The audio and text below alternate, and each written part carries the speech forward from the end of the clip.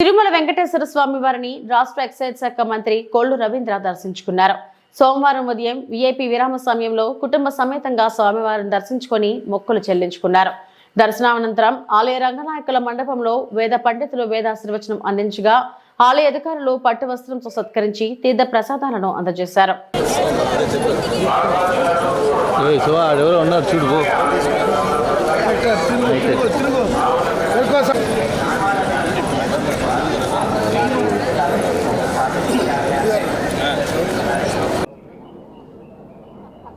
శ్రీ వెంకటేశ్వర స్వామి వారి దివ్య దర్శనాన్ని ఈరోజు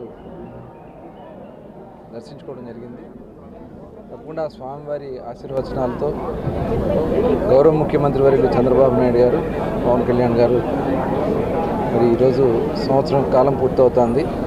ఈ సంవత్సర కాలంలో ప్రజలు ఆశించిన విధంగా అనేక సంక్షేమ కార్యక్రమాలు, అభివృద్ధి కార్యక్రమాలతో ఈ రాష్ట్రం ముందుకెళ్తా ఉంది.